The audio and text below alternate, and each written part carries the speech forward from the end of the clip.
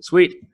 And we're live. What is up? Abhinav Chikara. Great to have you on the podcast, man. I recently found out that, you're a Jat, which is something that's, very close to my heart. Because as a Kshatriya, it's very rare to see creators from the hinterlands emerging out in the technology space and making something fun happen.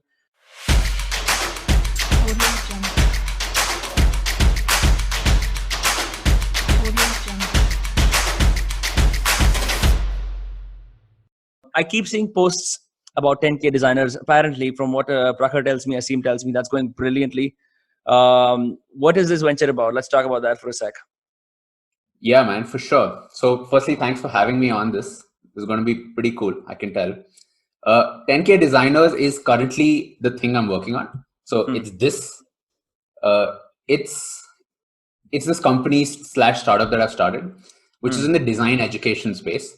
So some background of how I got here, like just before 10K Designers, I was working as the head of design at this startup called Unacademy. Right. Like today, one of like the biggest ed tech companies. 2.5 years there, I was like, this is chill, but I would rather just do my own thing.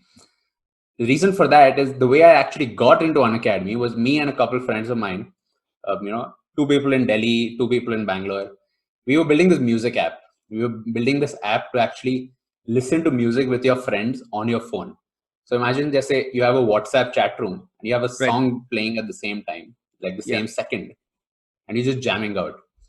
So is it playing on your phones separately, or is it playing on one phone? Like what is it? Separately. So this is like you're in different cities. Oh, okay. Okay. Yeah, because there is this one app that allows your friends, if you're close by, to sort of sync up the start time of like a huge speaker, basically. Yeah. So we try to create that, but separate. And, like, for example, now actually would have been a perfect time for it, because back then people were like, what's this thing? But most of our users were long distance couples who were using this to stay in touch. So pure din they would have this playlist playing and beach mein chat kar rahe hain, baat kar rahe hain. So we did that, but we weren't able to like scale it, like startup success. So we took it to about 10,000 users. But the whole scene with building a social app is that you need to go to 100,000 minimum to even start talking to investors. So investors would talk to us and they'd be like, talk to us when you reach 100K. Right. And being that competitive space of like a social media app, but then you're also a music app. People have their own music habits. They use Spotify, whatever else. So then we decided to shut that down. And post that, I ended up joining Unacademy because I'd met the founder and he was like, let me just acquire you guys. Let me do like this acqui-hire type of scene where you can clearly build really nice looking apps. Come build that inside the company. So that didn't end up happening, but I ended up joining. The others went on to do their respective ventures. Up 2.5 years later, I'm back into that startup mode. Yeah. And 10K Designers is the sort of company where I'm trying to create design education online. Yeah. Which is me. I'm not from a design background at all. I was, like I clearly remember 10th year, 11th standard, I'm sitting, I'm watching The Social Network. Yeah. Dikha rahe ki Mark Zuckerberg's fucking writing that algorithm on the wall. And I'm just like, bro, like I totally want to do this. So falling for that, I went into computer science. First year, second year, pata chala ki, yahan pe to hum Facebook to nahi banane wale. We're making all these like, right. We're making like the library management system, like some bullshit. Yeah. And like a triangulation system to like check out where a certain book is, right? Yeah. And it's like, I say command line pe black background. And I'm like, nobody's going to use this. Right. You're not teaching me how to make apps. Like I want to be the 21-year-old who fucking makes $1 million. You're teaching me how these compilers and shit work. So that was sort of my mindset. Yeah. But then, that's how I got into design, which is I was like, making apps like the back end, the technical part is not enough. Apps today are something which are addictive in some sense. It's not just you designing screens. It's sort of this whole experience you're creating where people want to spend time here, whether it's to talk with their friends, whether it's entertainment, education. So that's how I got started in design. And now with 10K Designers, the idea is that I want to teach more self-taught designers to actually be able to do this. Yeah. So the prerequisite here is that you are already looking for people who can who have assembled the basic set of skills first, and then they want the technical know-how, how to get hired, like the fundamentals, right? So in a way, they're like dilettantes. They've not exactly acquired first principles, but they're doing well enough to sort of identify as UI UX designers. Is that the idea here? I think the idea is also that India, if you look at the design colleges, like you look at NID, NIFT, all of these ISDI? guys, all of them started in a very different time, which is, even if you look at design agencies in India, most of them started from an advertising age, and they were really good at advertising. They were good at, whether that's TV, newspaper, magazines. But with the whole apps, websites, digital design thing, they sort of haven't gotten up. Like for them, digital was just one thing that they started. Yeah. And then most of this happened in the US, in Silicon Valley. And today, the design programs, they're not really well equipped, in my opinion, to be able to teach that properly. So the idea with design is that you actually don't need to know how to code. Design is this intersection where you're problem solving, you're understanding human behavior, you're understanding psychology, you're understanding what makes people tick, and then how do you codify that into a product. So technically, you don't need a tech background. Design is something you can enter into from any background. And right now, it's sort of this open west, like Wild West, where just learning from YouTube, learning these skills from different areas, like this intersection of tech, design, business, and you can get started as a designer. So that's the scene. Yeah, man. There's a very interesting trend that is emergent on Instagram that I keep seeing, where I believe the font is called Babe is New. And I see you making a certain facial expression, so you have things to say about that. But I see this font, and I see dozens of Instagram pages that all look alike, and they have these standard carousel posts, right? And they're usually dispensing advice in one way or the other. And I just follow these pages because of one, as let's just, for the sake of this conversation, call myself a traditional consumer of social media, right? I follow these pages because they made information accessible, yes. But eventually, what I found was they were all sort of entering into this weird echo chamber where they were supplying advice to within the community. It's almost like they're jacking each other off, and it's like ye chal kya raha exactly, because it's like it's anywhere from how to be disciplined to how to attract clients and stuff. And it's, to me, it's like you said, it is a Wild West. But what's funny is I just see this trend happening so much, but I'm not sure if it is that effective. I don't know. Like it's something that I wanted to ask a designer, but they all were just pissed off about this, and no one gave me a substantial answer. Yeah. So, dude, very interestingly, this one side project I built was an aggregator that collects all of these posts. Yeah. You can actually search, and it's all tagged. So it's called booklets.io. I've seen that. Great page. Yeah. So it's very interesting because on one hand, you are sharing information that is useful, but then it reaches a saturation point where there is no use, like there's no unique information. So it's all people making these buzzwords of top 5 this thing, top 10 this thing, trends of July 2020. Yeah. So then it's sort of like, are you playing to give value or are you playing to get likes? Yeah. But then also another way I look at it that's super interesting is it's a form of visual communication, which is, this is sort of new for Instagram as well. Right. Which is, Instagram is a very visual platform. The visual communication that has happened on Instagram usually has been photos and images. And now people have sort of somehow discovered that it can be used in this other way. So it's almost like each post is like a blog post of 10 pages. Yeah. That's true. And I think that is very interesting because design typically has been seen as this thing which is, you need to be a creative person to do it. People are like, yeah, mujhe sketching nahi aati, can I do design? Right? And the idea is, design at some level is visual communication, which is at some level, like you and I, we have brands on Instagram in some sense now.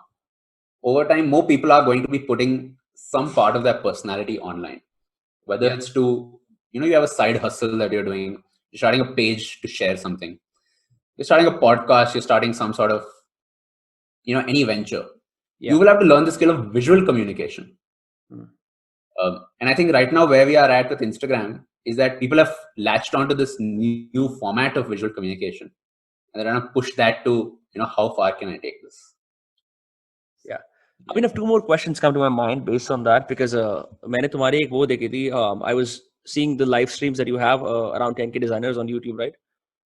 One of the things that you mentioned on there was the singular skill that can, make people take you more seriously as a designer is writing, right? And that's something that you emphasize. And I agree with that. I found that nothing turns me off better than terrible punctuations. It's like I hate that when people are talented as fuck, but they'll just use a word and then they'll use a space bar and then they'll use a comma and then another space bar. It's disgusting. I'm like, koi bhi hai, no. If I'm gonna work with you, I will just use you as an intern. I can't accept that, right? Because there's just something about being intelligible, right? You can be a shitty designer, but a great communicator, right? I'd say you can be a shitty teacher, but an absolutely great writer. That's going to compensate for a lot of your, lack of teaching acumen. So it's very interesting that you approach design, like you said, from a non-traditional background. You did computer science and stuff. And what do you think? How much has this skill for writing and communication impacted the way you pursue design? Because a lot of how this has been made possible is by the fact that you have a personal brand. You've been able to communicate effectively, and that's how I got in touch with you in the first place, right? Because I saw, I was like, it makes sense. I can almost compartmentalize this person's personal brand into a couple of sentences and say, this is what it's about, and then have a conversation and talk to other people about it, right? So what is your process about writing been like? I think I definitely see that a lot. Like I feel like most people's first encounter with writing is writing creative writing essays in your board exams, in your English paper. I hate that shit. Yeah. 300 words, 600 words. And I feel like that sort of fucks you up in some sense. Because it absolutely does. Yeah. Because you are writing to fill these words versus real communication is about how short can you write it to get the point across, usually. So that is one mindset. And then another thing is, since people are used to this writing on paper, they miss out simple things like question mark. Before a question mark, do you put a space or do you put it after a question mark? Comma ke baad ya comma ke pehle. Right. And these things are like, it's like these growing pains. You're just like, just do this. This is simple. So I feel like there is no, like, that is sort of the initiation when it comes to writing, at least for like Indian folks. Yeah. Indians have a very weird tendency around believing that because they're non-native speakers of English, they're somehow qualified to speak English the way they want it. And that's just not true. Yeah. And I think it's like, the more we spend our time online, it's almost like in the way that in the real world, you have voice. Voice is the primary way that you communicate with others. Right. And then beyond that, of course, there's facial expressions, your body language, and everything. But voice is sort of your primary medium. On the internet, suddenly you can't use voice alone. You have to write it in text. Right? And a lot of people get stuck there, which is, how do I have so much going on in my head. How do I condense this into a paragraph, into a sentence?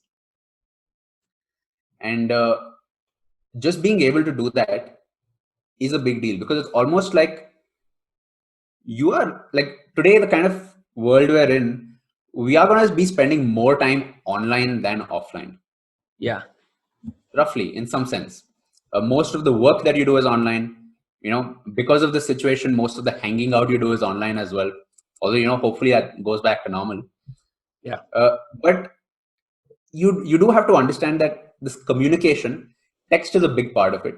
Writing in that sense is being able to effectively communicate what your thoughts are. So writing is one thing that I see. Visual communication is another thing that I see, which is, if you are going to be on Instagram and these platforms, writing is not enough. You need to be able to visually communicate something.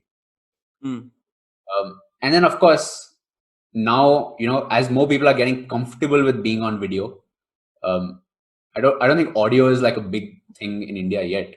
I mean, it's weird. Audio what happens is typically is stories sell and self-help sells. That's the general aggregation that I found, because I did a job at this podcasting company in Mumbai for a month to sort of figure it out. And that's what it is. And the third section is, if you're a regional podcaster, you may get away. Again, it's very funny that, Indians will like the UPSC podcast in Telugu sometimes tops Yeah. the charts in the general podcast categories as well, transcending English and Hindi, which serves to prove that as long as it's sucking the government's ass or trying to get an education or doing some Sandeep Maheshwari shit or just listening to your religious stories again and again, Indians will suck up and listen to them. But yeah, that's pretty much it. Something like this, not a chance.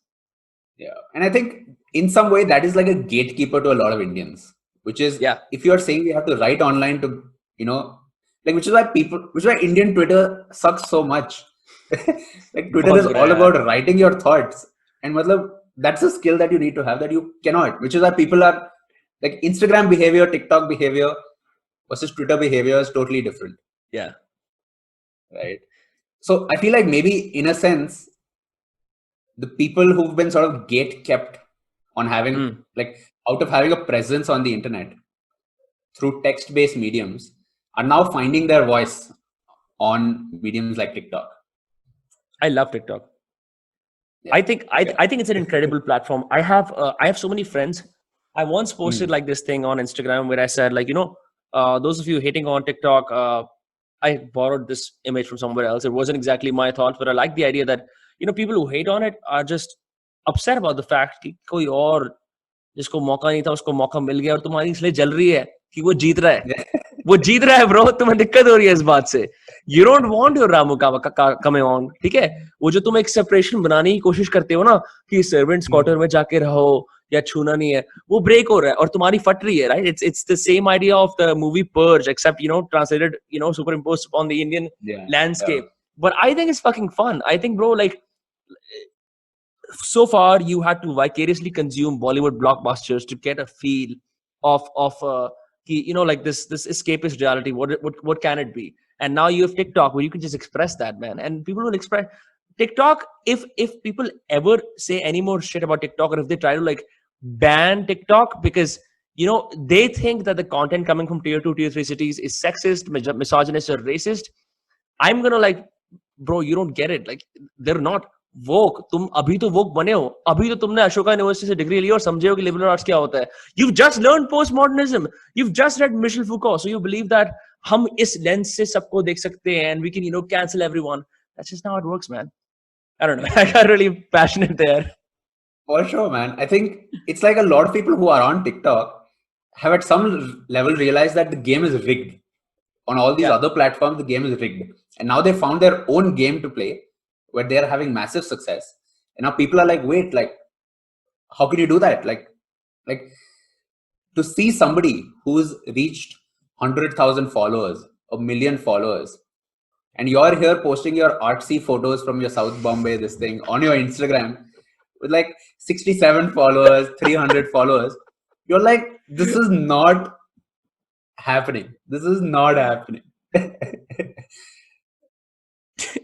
I mean, yeah, man. Like it's the true winning of creative democracies. That's what I see. Like it's we're surprised by the fact that ये भी creative हो सकते हैं.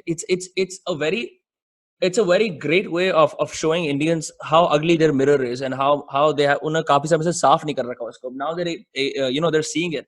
I have a friend who is learning Haryanvi because he feels that he's too shady and he's too sheltered. So he wants to sort of, develop a mechanism, a fortress to protect himself when he's out on the streets. So that when someone from the street says something to him, he can dish that out.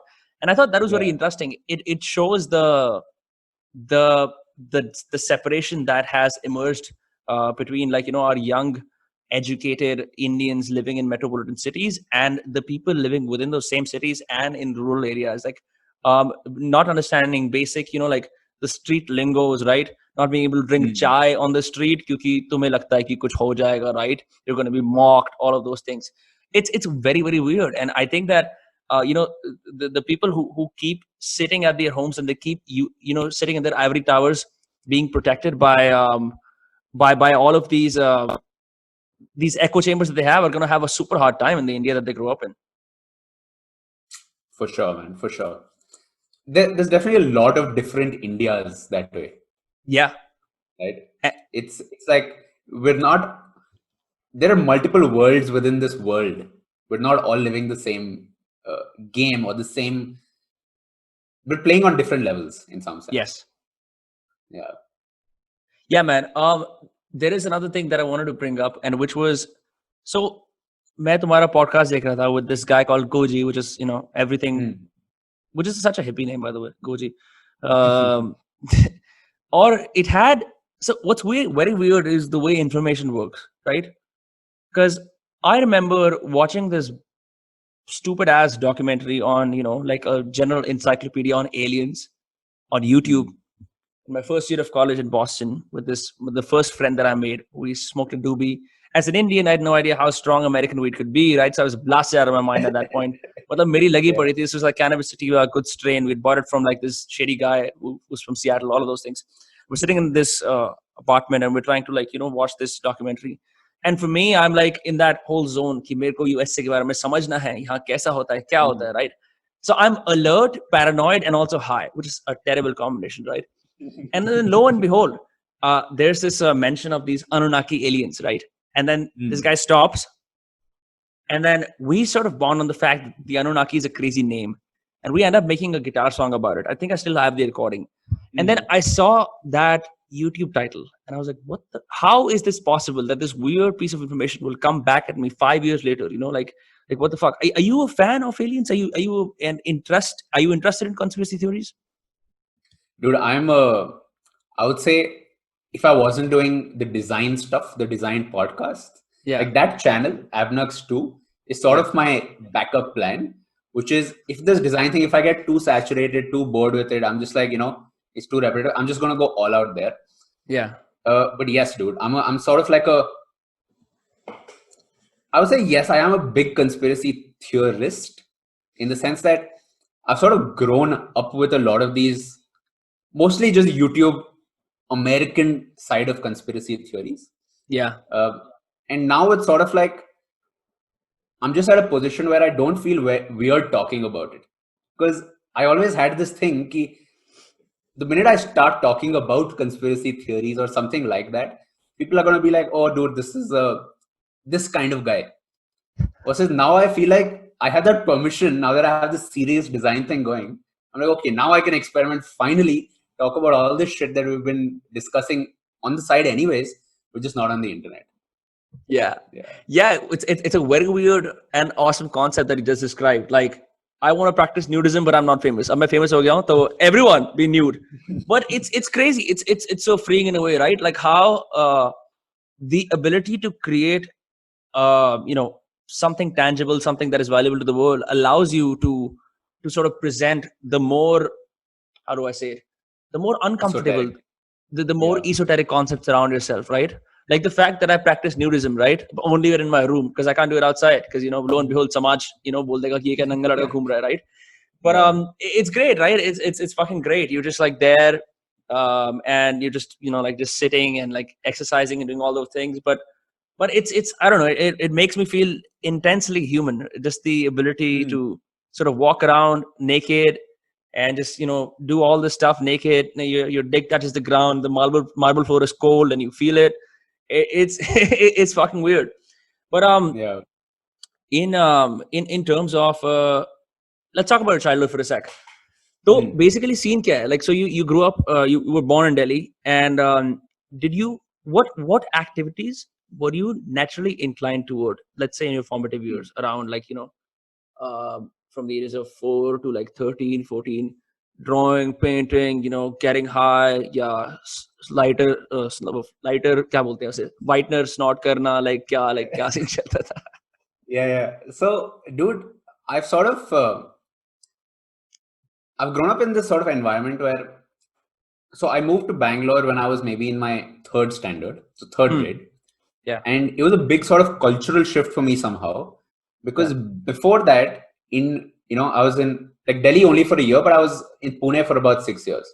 Yeah. And I came to Bangalore, I come to the school, and everybody speaks English. Like this was a new thing for me.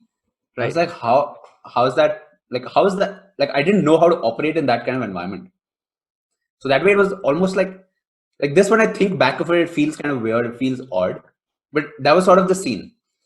And then throughout school, my one sort of main activity, right, was collecting Pokemon cards, right? I feel like Pokemon as a concept has contributed so much to my life today. Like I feel like that kind of hustle of collecting cards, trading, assessing some sort of value, Yeah. trading this one card for 6 cards, you know, building up, doing all this, like that has been a sort of crash course in entrepreneurship very early. And then also design, because with Pokemon cards, you had this thing where India made all the cards you got were fake, every single one of them, Yeah. because they printed it in China or they printed it in India. And US ke cards, you could tell the quality. So at a very young age itself, I was like looking at cards and being like, iski printing mein thoda ye aise hai, wo aise hai. And that, according to me, now post rationalizing, is how I got started in design, which is like noticing details, Interesting. pattern matching across different things that I've seen, putting all of this together. So I was sort of like this collector, curator, let's Yeah. do this hustle. Hustler kind of kid thing. from recess, sort of like that. Yeah. But then moving towards 10th standard, which is like this transformative period in an Indian student's life. Yeah. I always had this pressure to go to an IIT, right? So for me, it was all Is that about. because your dad worked in computers? Is that why? I guess it was. So my dad didn't really care as much, but it was more of. I think it was something to do with my mom, which is there is this Indian culture, I feel, of if you're from IIT, IIM, IAS, you're sort of set in life. Which, post rationalizing today, the way I think about it is also that these things are sort of like the lottery ticket to go from general India to top 0.1% India. Babu right? wala India. Yeah. And like this sort of status thing that you could get more capital. And although relatively well off, right, in Bangalore in an urban setting, but sort of those roots were still somewhere there. So it's very this thing, unspoken this thing of, you have to get into IIT. Why try otherwise? It's just, that's all there is. So I was super into studying, right? That was something that I just had to do a lot. You were a professional studier. A professional studier, yeah. And my disillusionment with a lot of things happened because of that. So 10th standard, get into coaching. 11th standard, do coaching. 12th standard. And of course, I figured out somewhere very early on in 11th itself, this is not going to happen. I'm not going to get into an IIT. Although I will try just for the optics of it. Like, the student trying to get in. I wish you had social media back then so you could document your struggle. Yeah, dude. So very interestingly, that is when I started doing some shit online as well, which is back in 10th standard, there was a site called Yahoo Answers. And I was trying to spend a lot of time online, but I felt guilty about it because I was like, I need to study. So I was actually a top contributor on Yahoo Answers for physics and maths. Because I would go and find crazy. Yeah. I would go and find these questions, like fairly simple, some of them, by these, American kids who don't want to do their homework. That's probably why they were posting on Yahoo Answers. And I would answer that, get points for it.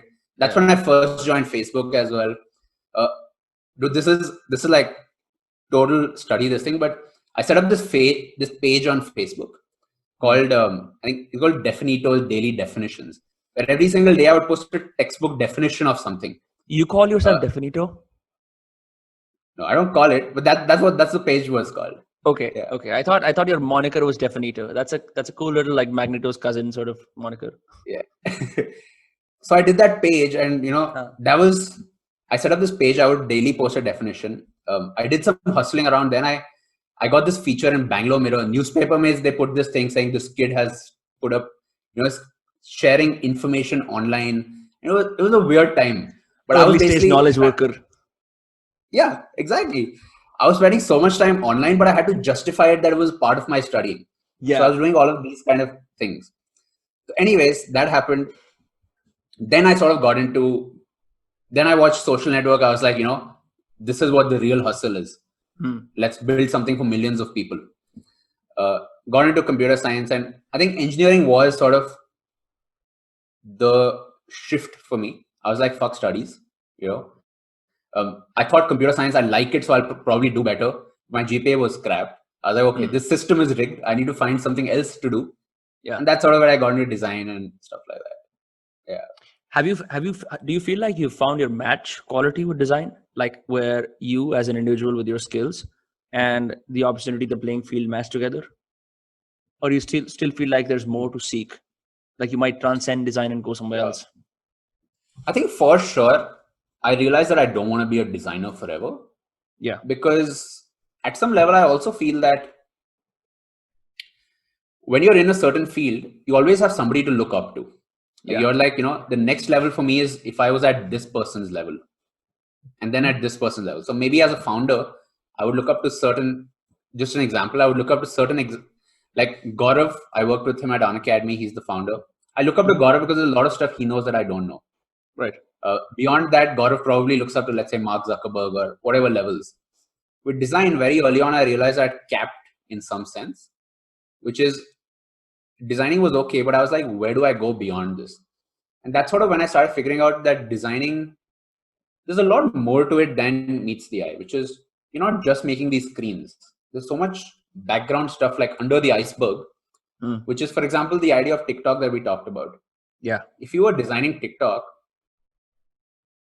if you had this background context of, how Indian, like a certain big chunk of Indian people who haven't come online yet fully, like if you have that insight and you're creating a product for them, that is way more powerful than somebody just creating screens and saying, hi, I'm going to do something around photo sharing, video sharing.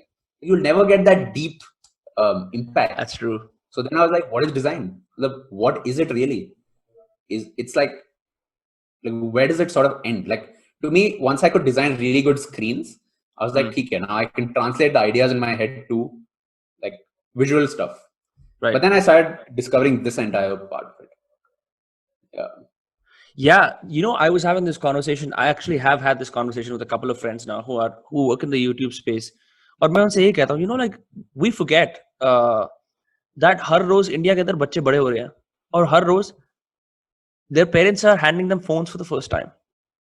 And that those kids will log on to the internet for the first time, and even if that's their parents' phones, right? What factors of social influence from their peers, the conversations that they had in the classroom, school mein, khelte hue, kabhi bhi, the phone's algorithms, the instinct that they've had, ki jaise phone aayega na ye search karunga, right? Or like it's basically like a protagonist that it's basically like Carl Johnson in San Andreas and he's dropped in the middle of Los Santos, right? That's a classic example of that, right? So these kids are dropped in the middle of this massive marketplace of ideas, of content, right? And I often ask myself, what can we somehow find a system to understand what is the first thing that they will gain access to, and how will their social media habits be dictated after that? Because I don't think many of us realize, or the ones who do are actually millionaires or really genius, that there is a massive market of coming of age Indians who are just going to be smartphone and internet users for the first time. And I was like, I've been using the internet for years now, but that's just so stupid. I had this idea like 2 months ago कि हर रोज बच्चे बड़े भी हो रहे हैं और उनके पास भी phones आएंगे. And I don't know who's actively doing like trying to get like this market. What do you think about this? It's super interesting, dude. Like I feel like I've seen a little bit of that, which is when I first started designing, maybe 2011, 2012, the kind of apps I would do would be iOS apps for companies in the US. So I would do this online freelancing. But since maybe 2013, 2015 is when we first started seeing homegrown platforms. So like we have Swiggy, Zomato for food, which Swiggy and Zomato as products are way better than the food delivery apps of the US. Like they're really, really good products. And they're built for like a very local context. They understand a lot of stuff. The next sort of shift happened. So initially it was these kind of platforms where you can do the common things online. Like book a car, you have Ola, Uber, book food, other services, online shopping.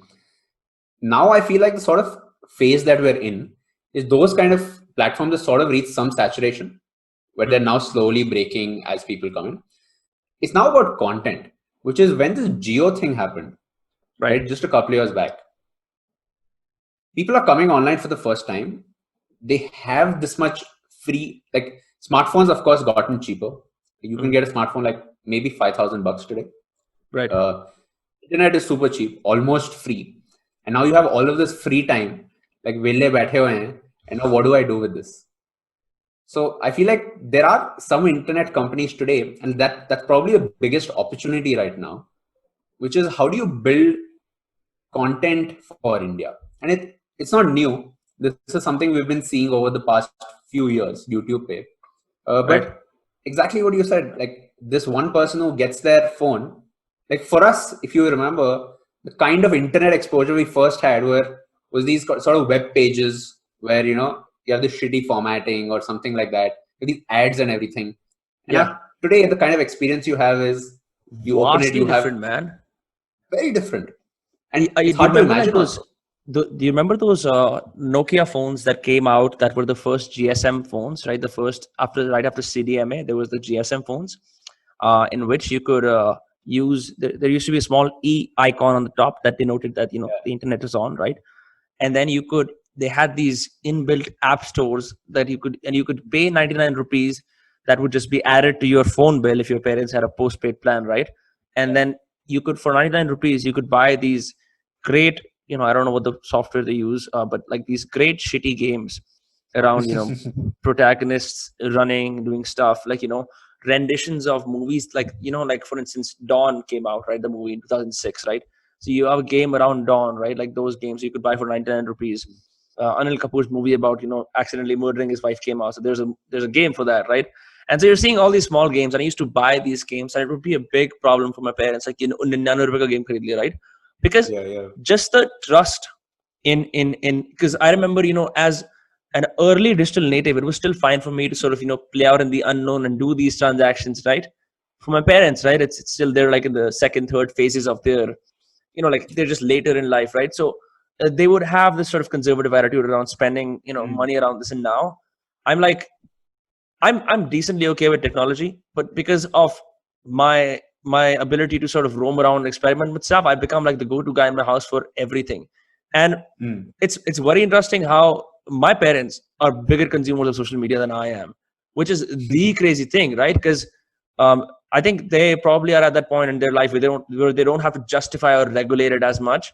But me, right, as like someone who's born in 97, I figured, there's a way to sort of, your circuits are not exactly developed or designed for this sort of unregulated input and then, very conservative outputs, and so you have to figure out a way to ensure that when you're trying to, at least for knowledge workers, right, at least for people who are trying to do deep focus, right, that you should restrict and regulate this input somehow. Otherwise you just become this. It's like the equivalent of watching TV reruns that you saw like in the early 2000s, and like lots of American tropes around watching TV and like watching same, and you see like the eyes just getting वो बिल्कुल एकदम zombie बन जाते हैं, right? And this is when I say this to people, they're like, ये क्या apocalyptic बातें कर रहा है, zombie वाली बातें करता है. I love social media, right? That's how we've met. It's a fucking blessing. But I just feel like, and this is what I want to ask you, because you live your life online, you've done all of this great stuff online, right? How do you regulate your usage, and what practices do you have for focusing? Interesting. So when I first started thinking about this idea, I was thinking about it from a perspective of consumption versus creation, which is most people are only consumers on the internet, right? And then so there's this internet rule called the 99-1 rule, which is on any online community. So let's look at Reddit, let's look at Twitter, whatever. 90% of people are lurkers, where they don't do anything, they just lurk. 9% are people who re-engage with content that has been posted. Leave a comment, a like, something like that. Leave a comment, like, reshare it. And 1% are actually creators. Right? And this is a general rule across all internet communities today. Pat ourselves on the back. Yeah. So creators that way is super important, right? Because without that 1%, this rest of it wouldn't exist. So very early on, I started thinking about it from this sense, which is I am mostly consuming stuff. can I also start creating in some sense? Now, I can obviously probably not create more than I consume. Yeah. But can I find a balance between the two? Which is, I feel like when you get into consumption mode, you are sort of depersonalized in some sense, which is you are living through somebody else. You're living through Phoebe, Monica, the Yeah. friends kind of thing. You are looking at yourself through their perspective. Versus when you are forced to create, when you create, you are then talking about your own experiences as well. So that is one angle that I thought. I was like, let me start creating more. And that creating started with maybe a little bit on Twitter, Facebook statuses. Yeah, I and saw your early pretty- YouTube videos where you're like, you have these journals and you're writing stuff down and then the pages flap. Yeah. Yeah. And for sure. And today the way I think about it is I have to keep these two things going, which is I can almost feel like this general anxiety if I don't post stuff, if I've been consuming too much. Or I can Yes. also feel this, because maybe that's a content creator thing where you're like, shit, like not getting any likes. Mujhe dopamine hits nahi mil rahe, which I'm used to now. Yeah. But I think that's what I try to do. I try to keep that balance. And so focus for me is then the kind of consuming that I'm doing, like the inputs. Yeah. I try to make them higher quality inputs. Yep. Mm-hmm. Yes. So even if I am spending, like just last week, I spent 5 hours watching Joe Rogan and like random interviews online. Like, to me, that's okay because I know exactly what I did. But there have been times where I spent 5 hours on Instagram, and if you ask me 5 hours later, can you name one thing in your feed? I wouldn't be able to. Yeah. Right. That is just like, I cannot understand. Like, it's still hard to comprehend. How does that sort of black hole get created where your time gets pulled in and you sort of get nothing out of it?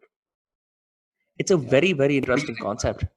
Yeah. It's, for the longest time, this is the one battle I've been trying to figure out. I've read so many books. I'm trying to literally juxtapose the two arguments, right? Yesterday, my friend was making fun of me. We were trying to record a video about doing this. Hum English words ko Hindi mein convert karenge, and hilarity ensues, right? And then since he was using my phone to check Google, he saw I had searched celebrities who don't use social media, right? And they had Emma Stone and Scarlett Johansson, because I was trying to find okay, let me see how many people are able to function on a grand scale, create their art, create the thing that they're born to do, right? Or create a vocation without resorting to these means and letting the world, the press, whoever else communicate. And I was looking at the reasons, and several of them said, I'd be bad at social media. I am afraid I'd tweet something when I'm drunk that'll cause headlines. Third, I'd rather focus on something that got me here in the first place than oversharing, right? And the fourth is there's more cool stuff I could be doing. Those are general arguments, right, against social media. And then four, right, you have literally everyone lauding the effects of it, how you can use it, you can regulate it, you can mute people if you feel like you're spending too much time on it, right? And I still sometimes feel like there has to be a balance where you're working as a creator on social media like a psychopath, where, and this is what Gary Vee does, which is very weird. He never mentions it, but he has said it in one video. He said, I only consume my own content. I only see the comments on my stuff, on my, everything on my stuff. And that allows me to sort of create a community that is just me and all these people are engaging with me. And I was like, that's really interesting. But it's, no matter what you do, the eye, as they say, there's this concept of the roving eye. The eyes rove all the time, right? So as soon as the eye catches something, even from the peripheries, it's like, let me open that, right? And so I'm really trying to find out how, what are the best practices to sort of find space for deep, meditative, concentrated work, and then have this sort of, okay, this is just garbage time for my brain, that sort of thing, because you do need a fair bit of distraction as well. So I don't know, it's been really, really challenging, because I wanna sort this out in this pandemic so much that I'm like a ninja. I don't have to think about this anymore, because it's I have difficulty in processing high amounts of input. I just get overwhelmed. I'm not able to compartmentalize. It's like I'm trying to think about something, and then suddenly someone's Bali vacation photo comes in, and then this comes in and that comes in. It's like and there's something about context switching. Like, it takes about 45 minutes to switch back your focus once you've switched the context. So I mean, like I don't know, considering that so much of what you do is collaborative, webinar centric, right? Teaching others, right? So much of it has to do with you sitting in a chair and like, doing stuff on the computer. What are, your ways to sort of create a separation or do something that allows you to escape the virtual for a while? I think the eventual goal is to just create more than I consume. But to reach that point, I need to have consumed enough such that my curiosity for a while at least is like, okay, like there's enough for now. I see. And then I also feel like social media pulls you into consuming mode, which is like feeds, for example. You get this, it's this idea of like variable reward. You see this first image, you're like, okay. When you're scrolling, you have no idea what the next image is going to be. So your mind is sort of getting excited for that. You scroll, it's not great. Ek scroll, it's nice. You comment it, you send it to a friend. Ek scroll. Meanwhile, this one friend replies to what you said earlier. You jump into that. You get a like on a photo that you posted yesterday. You check that. You check the person's photo, who liked it. You go into that. So it sort of just pulls you into this consumer mode. Yeah. And that is very tricky. So that I'm trying to sort of, not do as much. I don't know. I don't know exactly how to do that though. The other thing I was going to say is that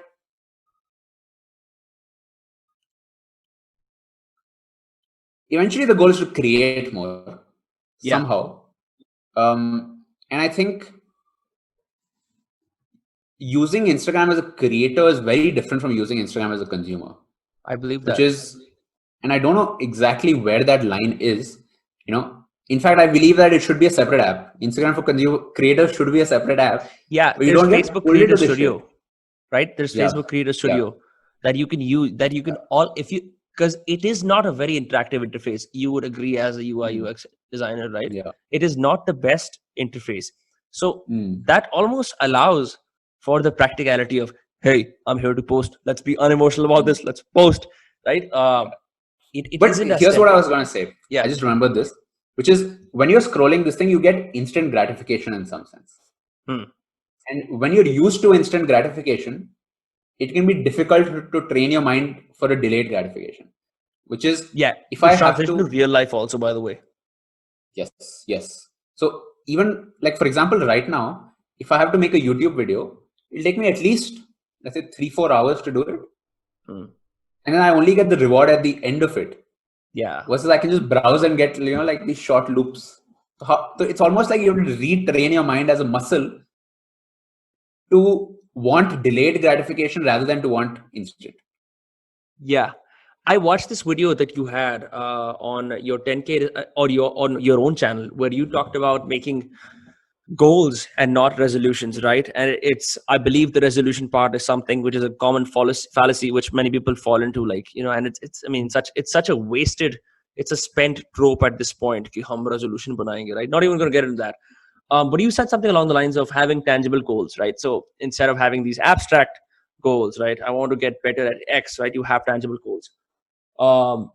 And I was wondering, because I follow the exact opposite system now. For the longest time, I've always felt like, I have this very deep desire for impulse, right? And the more I try to control it, it'll stay in check for about a week, and then it'll lash out violently. Like I'll suddenly want all the hedonic desires possible in 1 fucking hour, right? And so I was trying to find a system to sort of, balance out this desire for discipline and focus, and then, entertainment and all those things. But I use the system where I make these infinite goals for the next 3 years, right? Which is, I want to be more disciplined. I want to be more healthy. I want to be a better thinker, right? I want to learn how to own a business, not run a business, right? And so on and so forth. All of these, abstract digital nomad goals, all of those, those whole things, right? And you did mention mimetic things, how, desires are mimetic on the internet, right? I do agree with that. So I did a fair bit of like analysis, and I was like, no, these really are my goals. But I found that system actually works better for me, because for me, it attracts me to the idea of there's this infinite climb that I have to do. So it doesn't matter if I fail in the micro, because I have these small sub goals and strategies that I can keep doing and keep going to that, right? I will never achieve that infinite ideal, but it'll keep me driving. Whereas if I achieve a tangible goal, what often happens is my entire body, my entire psyche is like, ab to hum dawn hai, ab sabki maa ki chhod do kuch, right? So this waking up with this insurmountable mountain to climb almost drives me, but that's probably because of the way I am designed, right? So to throw it back at you, is your goal structure still the same? How do you approach your goals now? So I realized maybe in the last couple of years that whenever I would set a future goal, whenever I did reach it, it didn't feel good at all. Yeah. It felt like, ab kya karoon? Like, what do I do now? Like this whole thing that I've built up in my head of reaching this goal, once I reach it, I'm not happy. Yeah. So in that sense, this sort of aligns with the idea of, focus on the process rather than the outcome. Enjoy the process. So I try to do that. But in general, now what I sort of do is very practically, there's a system called GTD, which is getting things done. Let's get geeky on this shit, because I know a bunch of systems as well. Yeah. Yeah. So I use this modified version of GTD, which is I look at, and the idea of GTD is also that it's not a one size fits all. You're supposed to modify it for yourself. Right. Do several iterations, see which one works, and then go on from there. Yes. So I have my day. For my day, I have this thing installed on my computer that tracks my hours and tracks my focus time, neutral time, and distracting time. What is this called? What is this software called? It's called QVserve. So the word observe, but with a Q. Yeah. Okay. Right. So this is for Mac. There's a similar one for Windows called Rescue Time. I know Rescue Time. Yeah. Yeah. So I use QVserve. So the reason it's helpful is whatever a productive day is in my mind, I can quantify it. So I can say that if today felt productive, why did it feel productive? I go in and I'm like, okay, 7 productive hours. If yesterday didn't feel productive, I'm like, okay, what was the reason behind it? Is it just a feeling? Or sometimes it feels productive, but you go in and it's like only 3 hours, which is totally okay. Like I try not to obsess about hours, because more about what you get out of it rather than the hours itself. Yeah. Yeah. You're not trying to be a machine, right? You're trying to be like a human with feelings who's also getting somewhere. That's the idea. Yeah. And a lot of, there's weeks where you don't do much, but you achieve a lot because you've set up systems in the past or whatever else. Yeah. So for day, that's what I do. And my whole idea around this is what gets measured gets managed, which is if you weren't measuring it in the first place, it won't even be on your mind. So you measure it, you start managing it in some place. Then for my week, what I do is I have this running to-do list every single week, which is the point is not to finish the list, but it's to at least write down the things that are happening. So there's also this idea that the mind was not made to store ideas. It was made to come up with ideas. Interesting. Yeah. So whatever you do have, write it down either in your actionable list that you need to do or a future to think about list that you need to review maybe every once in a while. So I have this sort of list. Every week, I refresh the list, start a new list.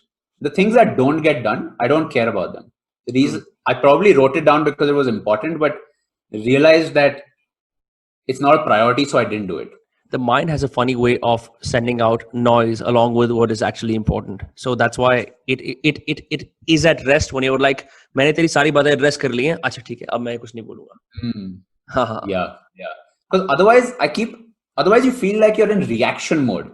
You remember this thing, you start doing it, but then you forgot the thing you were doing before it, and then that context switching problem happens. So I sort of have this list. This is the weekly level. And then what I do is I have a quarterly level.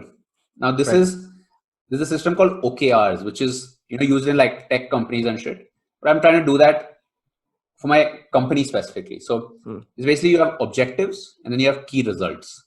Yeah. So objectives are vague things that you set, like I want to grow my channel. Key results is how you will measure whether it's happening or not. Yeah. So subscribers should be this level, or so subscribers technically is an output metric. So the input metric for that would be number of videos. So this is something I do every quarter. So that's sort of how I do it. And then beyond that, I have no goals. Right? As long as quarter to quarter it's going chill, it has some direction that it's taking. Yeah. See, I really like that. I've been meaning to talk to someone about just fucking obsess over productivity, because this is something that I don't have, friends or connections around. Like I had friends in Boston who would do it, but my friends just have weird ways of planning, right? And I have like this whole reservoir of fucking I've tried so many systems. Okay, I've used the bulletproof journals, right? I've used the 5 minute productivity planners, right? I've used Tim Ferriss recommendations. I've literally done all of it, and I've arrived at this very. I'm trying to simplify it because I know that this costs a lot to me in terms of cognitively, thinking about it all the time. But there is this software that's a new company called Rome Research. Yeah, you know about it? Of course, you know about it. Yes. Yeah. So I've been trying to understand Rome, right? And as someone who's like not the most friendly when it comes to managing stuff online, that's the reason why I write so much all the time, because that's just the way I function. It is surprisingly effective, because for the longest time the biggest blunder in my productivity systems was all planning, no review, right? And I wasn't good enough at following up with reviewing. So I'm like, अच्छा मैंने goals लिख दिए, मैं generally वो चीजें कर रहा हूँ, तो I am getting somewhere, right? But you're right, it is sort of hard to quantify it, right? That's why you have like things like habit trackers, right? Where you can manually enter कि मैंने आज ये चीजें करी हैं, ठीक है? And then the effect of that is not always visible, but you can at least see कि 2 महीने में ये चीजें कर रहा हूँ. That means it has been compounded. I mean, there isn't exactly a tangible result, but it's there because you feel different. The other thing that I do is use this extensive program that Jordan Peterson has written, which is the Future Authoring Program, which is a pain in the ass to write because it's 20,000 words, right? And so you have to sit down in sittings, but it's basically everything that he mentioned, right? So instead of like being slightly formulaic about it, it's more like, what are your key goals, right? And then your motives for those goals, detailed strategies for those goals, the impact that these goals might have, right? Possible obstacles, right? What will you consider as evidence that you're meeting this goal, right? And so a lot of my time is just spent in unpacking this and translating it back into Rome and doing a bunch of stuff. But I feel like after having used and refused so many systems, I finally arrived at that point where I found the perfect system for myself. And man, it is such a pain, right? I'm sure like you have like stories when you're trying to you just figured this out as a young person, right? कि मेरे को productive होना है, right? You log online, you find out like ways, you fail miserably, right? Because these plans don't work, right? You fail at productivity. So if you could talk about that. I think it's also the idea that growing up we've always been on somebody else's clock. Yeah, man. So we're not used to having our own sort of systems and clocks for it. So like for example, in school you have these hours, and then you have lunch, and then you have this, and you have another break. Or like even the idea of time management is very like it triggers this response in me because I associate it with IT coaching mein this time management in India is institutionalized. It revolves around institutions. Exactly. And I remember some counselor sitting in with me and my mom saying, okay, in an hour, when do you wake up? Okay. When do you come back? Okay. You go to play in the evening? Yes. Okay. You should be studying about 9 hours a day. If you're not doing that, that's your problem. And then beyond that, it's like college, work. But now doing your own thing, come up with your own systems. So that is one angle I look at it at. I lost my train of thought. What did you say initially? So basically what I was asking you is, how have you arrived at the system that it works for you? Because it's not like you suddenly woke up and decided कि मैं productive होऊंगा और पहला ही system काम कर गया, right? Because I'm sure like no matter who it is, right, you have to go through a serious process of trial and error, finding using the para method, the era method, जो भी methods होते हैं, फिर finally एक चीज आती है कि हाँ, this works for me. So I don't think I have a perfect system yet, but so far it seems to be working, which is like talking specifically about tools. So my daily this thing I use QBServe. It's basically a better rescue time. Just put it that way. For my actual to-do list, I just use Apple Notes. So I just have this one single document where I just keep adding the to-do list on top. And that is something you use on your computer or on your phone? So Apple Notes, matlab computer pe bhi and on the iPhone as well. Right. And then beyond that, for like more like document stuff, I use Notion. So, what is it called? Notion. Notion.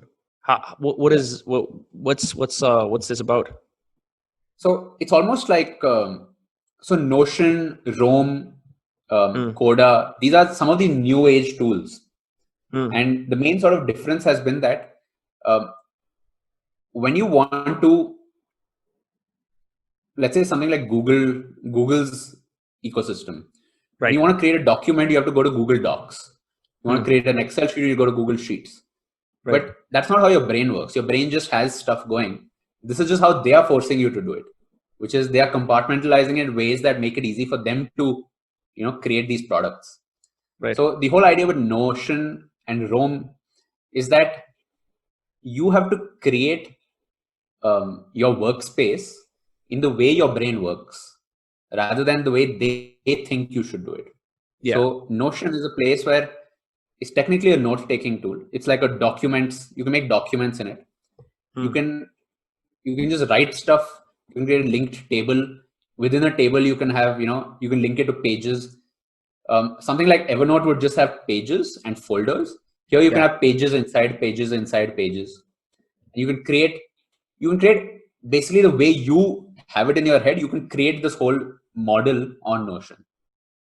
Yeah, man. You know what's crazy is I didn't find this in college, because I realized this is the way I thought about essays as well. Is that for essays, I would write out these weird disparate ideas, right, that somehow made connections in my head, but I couldn't link them together. So what I would do is I would do the painstaking process of writing down the page number and the paragraph number right next to some other piece of information. Like, for instance, like if I'm reading Dostoevsky, right, I will get like the page number that I'm interested in, right, and then try to and like get another, some scholar tries to argue against him, right? So I'll get that passage, and then I'll add the passage number there as well. So it was a very complicated way of making sense of it, and I'm still trying to wrap my head around Rome, but it's made life a lot more easier because I instantly have these connections in my brain that fire up, right? Like, okay, why do I need to do this? Oh, because I already specified a goal for this, right? So I can just write down a page, and this comes up on that page.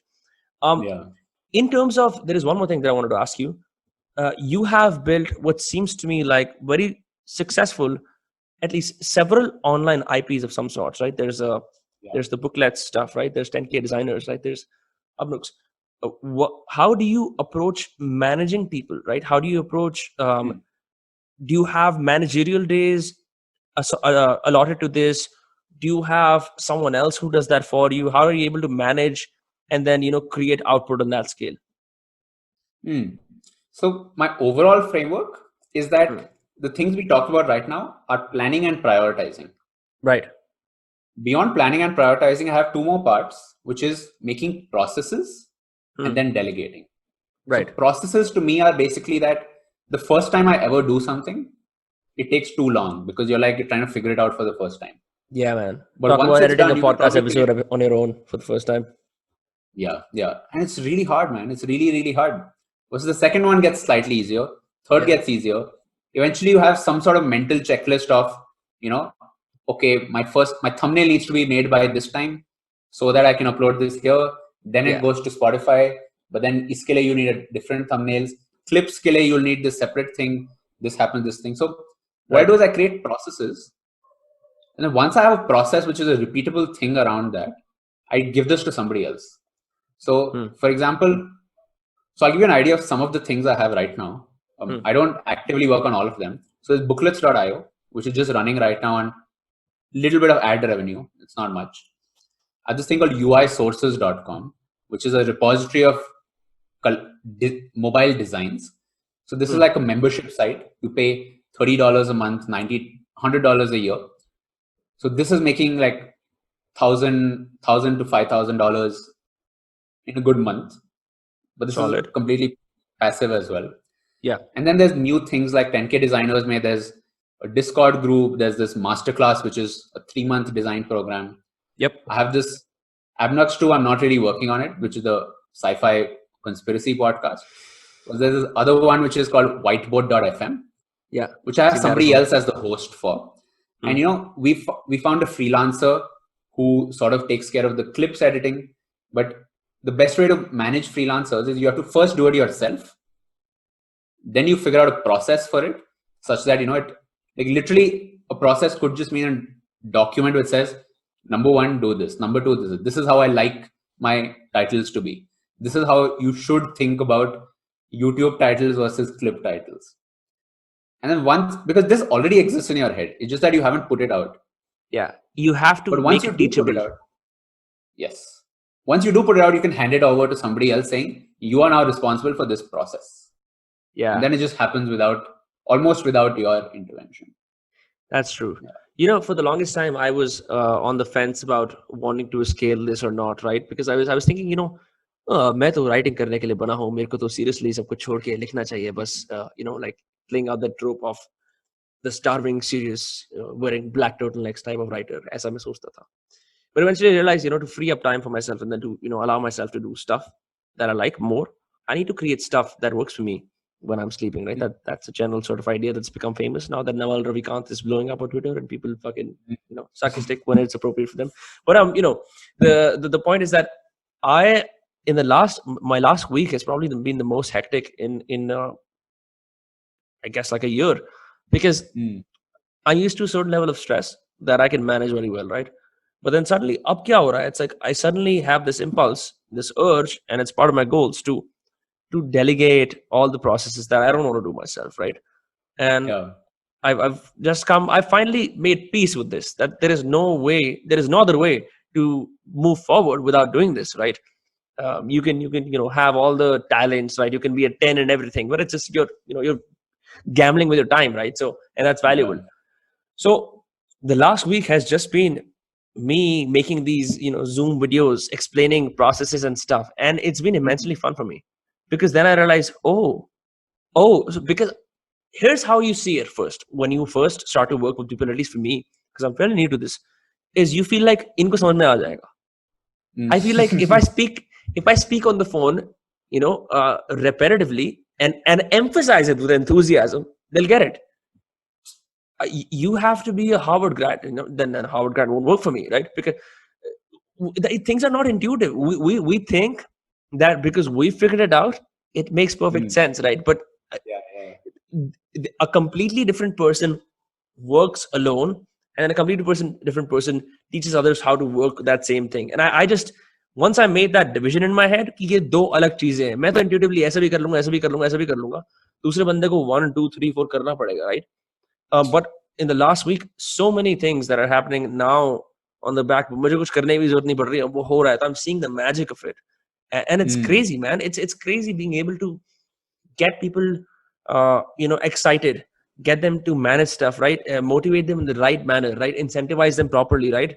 And it's something that I never associated with myself, you know, because you know you have these strong assumptions about who you are, but then you want to grow or change, or you know life throws a curveball at you and you're like, I have to flirt with a different reality, right? I have to flirt with a different version of myself. This version no longer fits this game. It's almost like, you know, it's like you're playing as Spider-Man, right? But in order to advance to the next level, you have to have like that special, you know, web upgrade. Maybe you have to like find a way to throw like a web ball instead of just this classic, like, you know, what is it, the wiry web, right?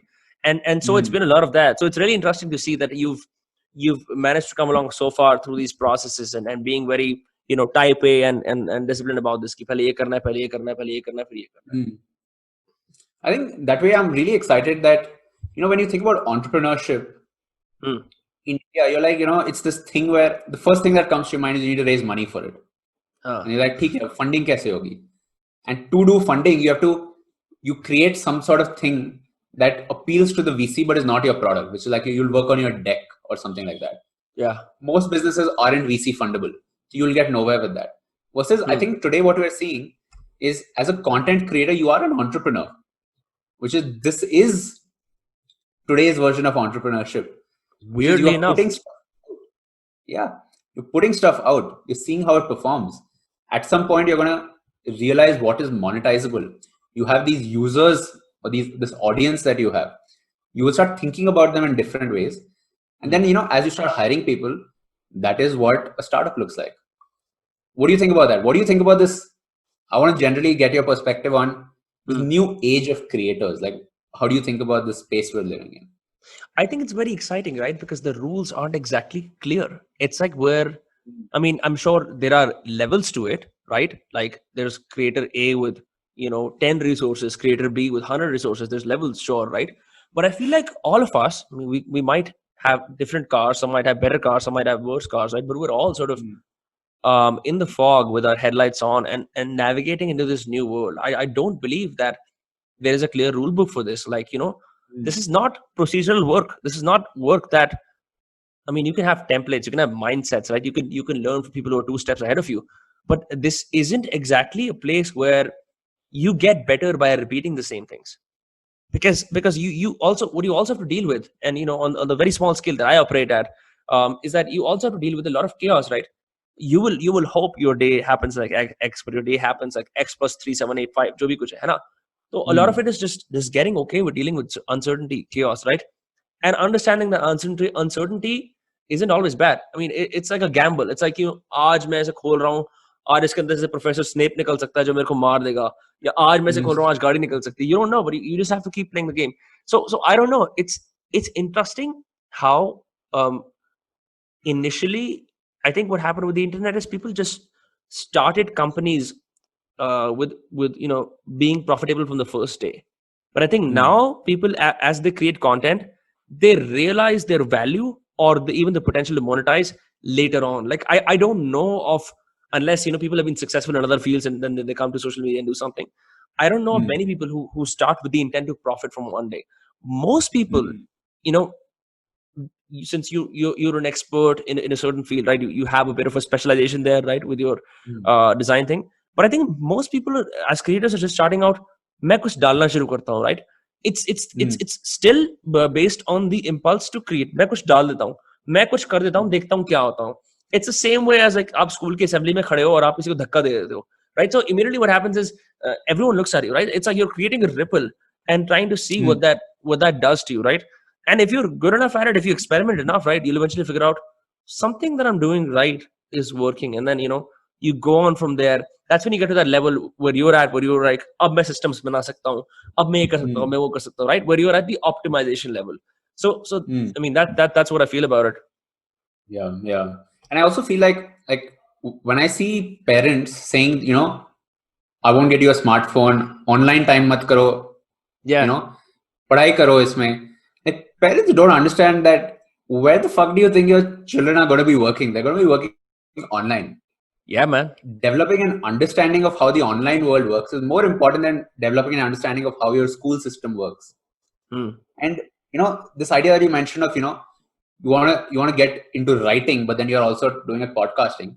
That is very interesting, because it's almost like even today, if you look at the kind of writers that get published, it's not the writers who have raw talent or people who are like Hemingway or something. It's people who've been smart about building leverage, which is you have this audience, which is in the past, like if you go to your Instagram analytics and you see how many impressions do I have, right? In the past, to be somebody who has let's say 10,000 or 100,000 impressions a week, you would require a middleman, which is you require a distributor of some sort, right?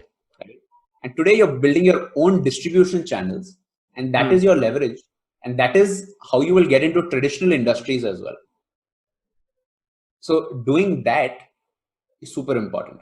So that I feel like more people, whether they're in design, whether they're in public speaking, you want to do something. Like, even I feel like if you're somebody who runs a cafe, for example, you could totally start an online show where you sit in this cafe and you talk about stuff, right? This idea with content is it's like it is the Wild West for content as well. Absolutely. Which is, people are not used to this idea that you can build leverage alone by yourself. They think I need a higher authority to recognize me and say, you are good, we will now take you and we will take you here. Yeah. Right.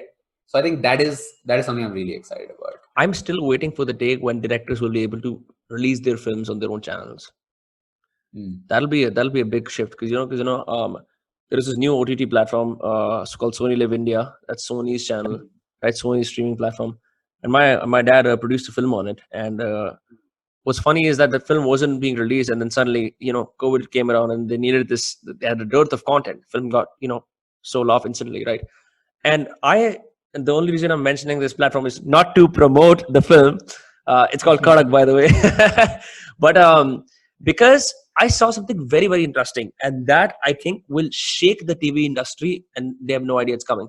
So what Sony Live has done is they have done the same thing that Netflix or an Amazon Prime has done with Friends, or all of the 90s garbage people jack off to and call it status, like, oh man, the Friends thing, Slim cool, right? That sort of thing. But it's like, you can still find older shows online, right?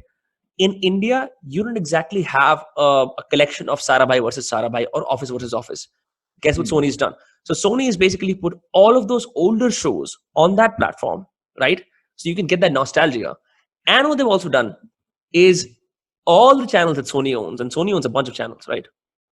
They've put all of those channels on the platform as well. So if you're a Sony fan, right? If you ever watch Setmax, right? If you ever watch, fucking Sony Sub TV, right? And that's probably like the only set of channels you watch. There is no reason to buy a cable connection. There is no reason to buy a DTH anymore, right? Because you're getting an OTT service that not only gives you movies on demand, shows on demand, 90 shows that you cannot watch until you tune it at a certain time and you hope that it's playing at that time, right? And you're getting all the TV benefits. Like, bro, DTH companies are fucking out. And so I just saw this and I'm like, I wonder who else is going to jump on this bandwagon. Because I think for them as well, they are cutting out this middleman of, there's a regulator who controls what you can do and can't do. You can say some things on TV that, you can't do it this way. After every 20 minutes, there needs to be an ad, which is this much, this ad spots, this happens. And they are breaking out of that format. They're saying, we'll just do it ourselves. We'll do it online. But I think what happens next is probably that, let's talk about film, for example. Let's say as a director, a director could probably build a good YouTube or a podcast where you talk about the meta parts of it. So instead of talking about the film, you talk about how the film was made. Right. That is something that's interesting. Like a consistent behind the scenes, right? A consistent, show reel on the side, something like that. Yeah. 100%. And then eventually you could, for example, launch your entire film on YouTube. The problem today with that is YouTube doesn't offer you good monetization. Yep. Right? In the end, YouTube is also technically a third party. It's not something that you can own for sure. But that is happening as well. So for example, with my online course or Prakhar's online course, let's say, for me, the 10K Designers Masterclass. Yeah. I'm not reliant on any other third-party thing. Like, I've sort of created my own platform. I'm directly accepting payments. I don't need to, let's say, rent a space where it's a classroom. I don't need to set up a school in the school institutions or the school. I don't need to get accreditation and shit like that. Right. People are paying here because I am somebody who's been sharing design, and now this is something that people start paying for. So I'm really also excited that creators can build this audience, but monetization is going to be the thing that really moves things forward. Because once you can start making money by yourself with your own distribution channel on the internet, like, that is game changing. Yeah, man. Yeah, absolutely. There is this one thing that I did want to pick your brain on, and that's the idea that you said something. I noticed your presentations and I try to like nitpick what I found interesting. And one thing that struck me was you said you don't have to wait to be an expert. You should rather show your process online and then, start selling your services or do whatever you do from the very first day, right? I have always felt that to be true. But lately I feel like, doesn't it deter from quality, right? Because you're sort of like building on a day by day basis. Sure, you're in people's eyes, right? You have to, because you're basically, what you're doing is you're the practitioner of whatever it is that you do, but you're also the showcaser of that at the same time, right? So there's two things that are doing at the same time. Do you feel like, doesn't that sort of deter from quality? Like, what if you had time to just do design without any input from the outside world for a single month, right? And then your day would have, pockets of boredom, right? You could take phone calls, let's say, right? I mean, you could, you could read books, right? You could read articles, right? But you would not have this feedback from social media, right? do you feel like your performance would greatly improve? And why do you still, stress on the fact that you should document in the public eye? So the thing is, I have done that already, Yeah. and it sort of felt like you're designing in a silo, which is like when you think of creative process, you're like, it's this guy who goes into a cave, Yeah. 6 months Yeah. later comes out with a big beard and a manuscript saying it is Right. ready, it is Mhm. done. Versus creative process is not like that. It's sort of like this iterative thing where at every step you get some inputs, feedback, and you build upon it. So to be It's a able to messy build process. something, sorry, It's a messy process, I feel. it is, yeah. So I feel like this idealized version of cutting yourself off, doing that, probably it works in certain scenarios. I'm not saying it's wrong, but like let's say with design, or let's take something else. Let's take something else like let's say baking, right? Let's say Right. you are somebody who is making cakes. You are Yeah. you're studying at the same time. You go to pastry academy, but you're also making this stuff. Now, the people you consider experts, you consider them experts because they have certain signals that tell you they are experts. Right. Typically, these signals were given by a higher authority, which is this person is the head chef at this place or this thing. Today, when you look at an expert, it's the person who you learned from on YouTube, where you were like, shit, ye mera dough bani nahi raha hai. So I go there and I see this person and I'm like, oh, this person is a nice personality and I'm going to learn from them. I start associating that person as an expert. Yeah. And the way that person did it was by building these distribution channels, by sharing their content. And now for you as well, it's not, you are learning two skills now. You're learning baking, but you're learning the meta part of it, which is being a baker. So for you now, let's say you start selling these cakes. The way to start selling these cakes is to have a really good Instagram with photos of your cakes, rather than going to bakeries and saying "Mera maal khareed lo."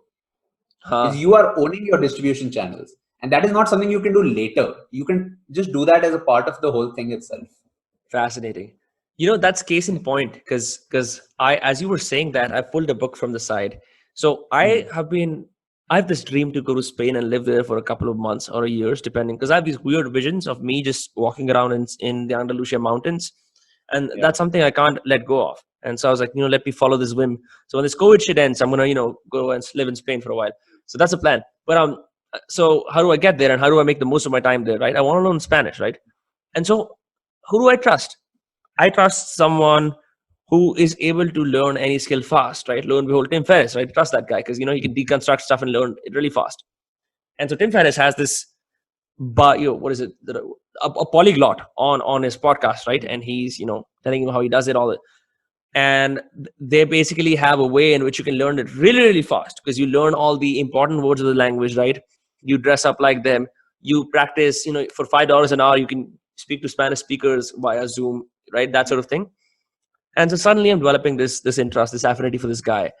And because, he comes through Tim Ferriss, classic, social leverage that Tim Ferriss has. So, I trust Tim Ferriss. So by association, I trust this guy.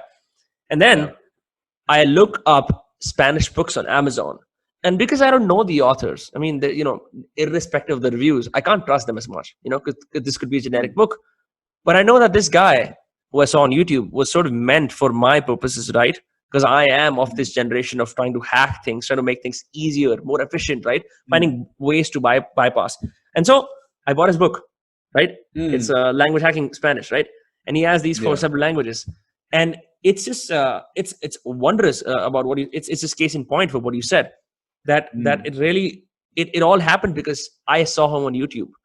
And sometimes I don't even realize how some of my unconsciously placing trust in so many things and creators just happens because that's the app I'm most on. Like I'm not actively looking through encyclopedias and newspaper articles from archives to figure out, to aggregate an understanding of the next field that I should master. I'm instead doing it on YouTube, and I'm doing it in sporadic sports. And I'm developing an impression over time. The more times I see someone's name, the more trustable they become, and that sort of thing. Yeah. So fucking it. That just completely proves the documenting aspect. Although I still feel like with the documenting, the one thing that I try to hedge against is to ensure that in no matter any circumstance, the feedback becomes larger than the impulse to create, if you know what I mean. It's like Mhm. you're basing everything based on direct feedback and not relying on that, you know, the force of creation that wells up within you. That's the reason why you started in the first place. But yeah, man, super cool, super cool. Yeah. I also think that, it's the idea that when you put out content online, it's not really a commodity anymore. Like people Hmm. will, like 100 people can do the same video, but you will watch Vinamra's video because Vinamra has built this relationship with you on Instagram over the past few months. You're Yeah. probably likely to trust Vinamra's recommendations, or other things being equal, you'll buy Vinamra's product rather than the others. And that is the idea of brand then. But I also think when you do the Spain thing, you should probably make a whole thing about it, how Vinamra moves to Spain, where you Yeah, have man. one episode a week of it's your show now, and you are saying, I'm in this new place. I have to fucking learn how to cook. I don't recognize any of these, I don't know, let's say ingredients. This is how I learned Spanish. Like that I feel is very interesting because now people are interested in you as a person, and this you've now created the story for them that they can follow. Yeah. People would love to see that. I keep saying this to Prakhar as well, Hmm. which is, bro, you're sitting in New York. Hmm. Show us fucking New York. Like, Yeah, go it's record a weird, video right? outside.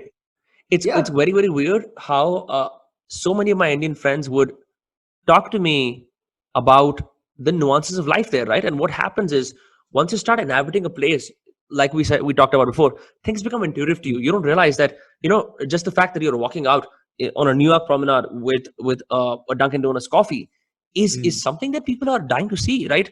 Yeah. I founded this fraternity in USA, and I would post snaps of that on my Snapchat back in the, and they would be surprised. My friends would be Yeah. surprised, like, "Ye kaise ho raha hai, kya ho raha hai," right?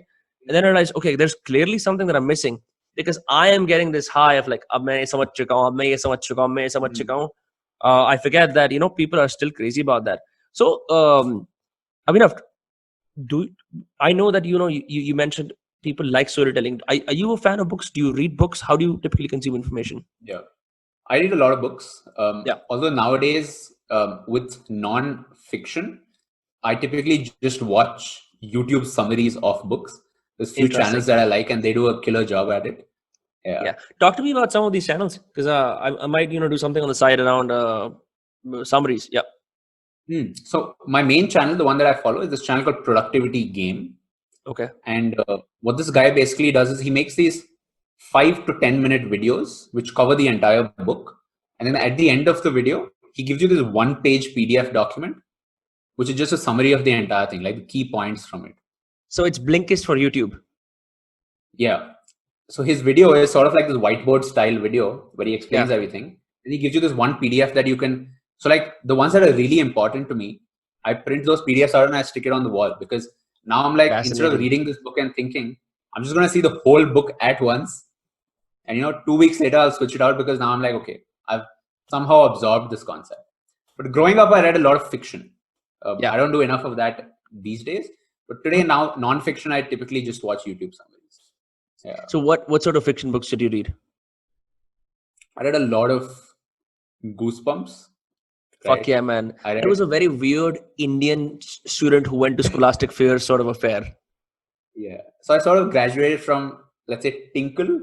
starting. So it was mostly around. So, for example, my summer holidays, I would read hundreds of books. Yeah. So it went from being hundreds of Tinkles to Goosebumps, and then to just walking in a bookstore and picking up what looks interesting. Interesting. Yeah. Yeah. So it became abstract after a certain point. You were like, let me just safely navigate the waters of acceptable childhood reading, and then I'll disappear off in the world Yeah. of books, right? It's the same thing as like I'll play this game and I'll play that game. Then I'll play like this one game that only my friends play. Then I'll just go to the store and pick up like, oh, ye game de do mere ko. It's Yeah. fascinating. Yeah. It's fascinating. It shows, like considering that you said that you read hundreds of books in your summer, it shows the very first drive to engage with the world of information. Like I remember my mom tells me that I was one of those kids who could remember what was written on boards and flyers and stuff because I was constantly looking for stuff to read. Like my Yeah. high would be just finding a piece of paper and just devouring it irrespective of what's written on it, right? I don't have that same thing anymore because I'm more selective with my information now.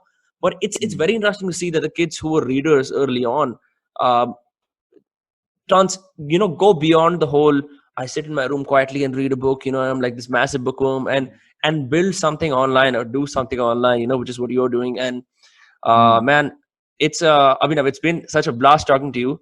I really love diving deep in with you into all of these things. I had a hunch that you would be a productivity geek, but I wasn't sure. So I'm glad that I tested the waters and the waters were not cold. That's great. Yeah, man, this was really fun. I typically don't talk about stuff like this because you need a certain type of person who sort of gets that context and background. So that way, this has been like a really fun interview. Yeah. Likewise, man. It's I hope you're the best for 10K designers. People can follow you on Abnooks. That's your Instagram, right? Yeah. So you can check And out Abhinav CH. on Instagram. It's Abhinav CH. Yeah. And you'll find. I think that's the main thing. Instagram works. Yeah. Fantastic. Yeah, man. I have been more than lucky in getting people from your massive design community to come and help my various friends. And I've picked a lot of people from that pool for various purposes. So thank you for creating that resource. It's been extremely valuable. Yeah. Yeah. All right, man. Take care. And see you soon. Bye-bye. See you.